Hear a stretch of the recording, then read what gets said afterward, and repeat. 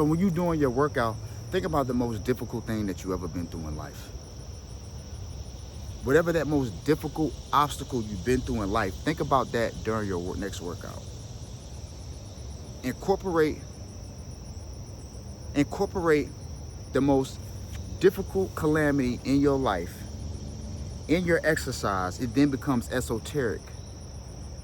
Because everybody doesn't know that. Everybody doesn't know what the most difficult thing was you've been through in your life, unless you expressed it to them. And you use that as a muse when you're working out, and you work out against that. Work out against that. And shed that skin. Overcome that obstacle within the self-investment and the mental image that you have presented and created for yourself. And get within that vision and defeat and destroy that world of calamity of the most difficult thing that happened to you. Because what's going to happen is you're going to defeat that chaos over and over and over. You're going to turn that obstacle into opportunity that is going to reflect on not only on your on a physical level, on your physicality, but it's also going to reflect within on your emotional reactivity, on the premise of being able to communicate better because you're getting rid of blockages of social handicaps that you might have had before. So you take that difficulty, you put it in your mentation, and you go out and you exercise and you work out against that. It then becomes esoteric. The exercise is more than an exercise. It's an amplified way of you expressing yourself against what was the obstacle that kept you down emotionally, physically, and spiritually for so long, and you overcome it with discipline, dedication, devotion. Discipline, we know we use that to overcome weakness, and we can get whatever it is that we desire. I didn't feel like coming out here and working out today. I didn't feel like coming out here and talking on this device to y'all today. I didn't feel like it. But guess what? I needed to learn something through discipline. I needed to learn something through putting the elevated action over how I feel, over emotions. I needed to learn how to do that in more repetitively, until it becomes autotelic, until discipline becomes a lifestyle in all dynamics of my life, in all aspects of my life. Discipline is just who I am. It's just a part of me. It's just something that I embody, so I can just step into something fearlessly when it makes me uncomfortable. The uncomfortable feeling opens up the endless possibilities in the quantum field, stepping into the uncertainty of the quantum, the smallest level of phenomena, the way that we observe in a level of observation and the observer. The potential of energy, right? The possibilities, the probabilities. There is a parallel universe where there's a version of you who is this way, but your one conscious decision of shifting into the person that you have envisioned for you to be in another way. And then your one creative idea from changing your financial and quality of life in this way, by using your creativity and transcending time and closing the materialization gap of it physically manifesting right before you. Use the esoteric exercise not for just your body, but for your mentation, for your mind, for your thought patterns, for your neural activity. Connecting the dots. We always talk about the brain and gut axis. The gut produces a protein called BDNF. Inside of the gut, the BDNF, it then helps the neurons in the brain from neurodegenerative diseases like Alzheimer's, migraines. All this is conjured up through the long-term hormones, through exercise like serotonin, through neurotransmitters that are created through esoteric ways of exercise. Try not to lay on your back while you're exercising. Stay on your feet. It's symbolic to you standing on your square, strong, sturdy. From the foundation up, there is no top without a bottom. Try not to lay on your back as much working out. Stand on your own too. It's symbolic to how you're gonna stand on your own too in the sight of a problem, a confrontation. You got this. Esoteric exercise, being that the body is an electromagnetic system. With the body being an electromagnetic system, we have to understand that the law of attraction comes into play, because if the body is an electromagnetic system and it's working off adequate magnetic force, when you come out here and work out and you're doing your breathing vortexes, balancing your nervous system, lowering your cortisol levels, getting rid of that stress, because your cortisol levels are the highest in the morning. So you can get that good stretch, that good workout in as soon as you wake up, maybe after or before your meditation. The best idea is to give the gratitude meditation as soon as you wake up, as soon as you come back to this realm. Because as we talked about in previous videos about going into the subconscious mind travel and into the dream world, where there is actually where the reality is, and what you receive, the messages and revelations that you receive from your dreams, you actually can apply them when you wake up into this reality, into this matrix, into the 3D. So you go into the 5D of the mind when you sleep. You come out of that, give gratitude as soon as you come out of that, for giving gratitude to give it another try in what they call the 3D or physical realm of existence here. And you get into your stretches, you get into your meditation, and then you lower your cortisol levels, so you're starting off already on a less stressful day. You know, cortisol is the stress hormone produced by the adrenal glands. So you're already attacking your day before your day attacks you.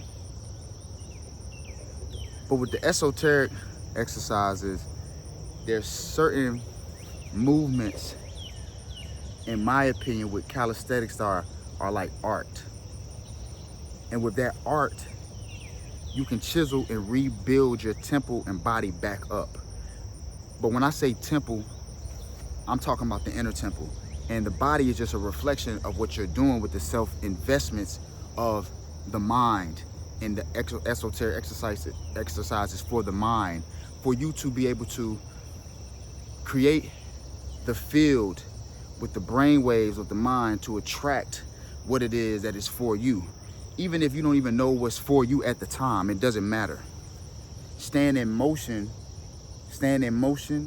gratitude and building momentum will build and boost that electromagnetic field. Magnetic, attracting what it is that is for you, attracting what it is that is meant for the mental image of you, for the future self to come and cross paths with you, for you to fulfill your purpose. Now, I'm a strong believer in this because I use the esoteric workout for my mind. The aesthetics is just what you just see on the outside from me fortifying my mind and staying disciplined to the workout to keep me sane and sanity. Of course, there's all the other benefits, your human growth hormone, you know, of course, lowering the cortisol levels, your stress goes down, your hormonal levels is balanced, your thyroid gets more online. Of course, we got all these biochemical benefits. But with the esoteric exercise, if you putting the creator to the forefront and you understanding that you're doing this for the inner being of you, for the inner piece of you, rather than the outer, then you begin to see what the real benefits come from you exercising not just your body, not just your mind, but your soul. You're exercising your environment. I'm out in nature. I'm not going to the gym to work out. I'm out here in nature with the elementals. I'm out here in nature breathing the fresh air as I can. The oxygen level on Earth is already getting lower. So I'm out here in nature, getting all the oxygen that I can, getting all the creative ideas and creative flow that I can to combat the challenges and obstacles of life with my superpower, which is creativity. Creativity is very spiritual for me because when I'm creating, I feel closer to the creator. And when I feel closer to the creator, I'm unstoppable. But it's all in the feeling, the emotional charged thoughts that catapult me in the human experience to influence my conscious decision making, depending on how I'm alchemizing and transmuting those thoughts into a productive or non-productive day. We have our days where our thoughts, the mental chatter is just going crazy. But on the premise of changing the way we fortify our mental to and create a new mental infrastructure, will determine what happens as we move inside of our daily routine, creating what it is that we may not know in the now, but it's being created within the future parts of ourself. Some of us have a plan, a purpose, and we're going towards that. And things even change on the way of that. You got to call an audible. You have to rearrange some things. You might get a new idea to take you in a new direction, but same foundation. The same foundation of intuitive and strengthening your intuition and trusting yourself enough to know to go down that route, to go down that road, to go down that path. Constantly finding your path, redirecting, and the self-evolution. And self-evolution is the key to that. For those that refuse to evolve, or refuse to evolve at a rapid pace, will be left behind. Why? Because nature is always evolving. Nature is always going to prevail. And if we want to connect back with nature, it's in the best interest of humans connecting back with nature. It's in the best interest of us connecting back with nature, because if we don't, that would be our demise, at least of this species and generation of human. And then another one will rise, as we talked about on the Cosmic Consciousness video, with the futuristic thoughts and theories of how 2500 would be. But the inner world is what we should be focusing on now on an individual level, because the inner world is what will determine for us humans as humanity our progress on the connectiveness and the unison that we need to continue our existence. More than continue, to evolve our existence. And evolving our existence will be the key to our survival and thriving here on the planet. I don't want to get too much into planetary awareness, but I always seem to relate planetary wellness with human existence because it's so important, and I just feel like the human consciousness is just declining so bad that it needs to be said.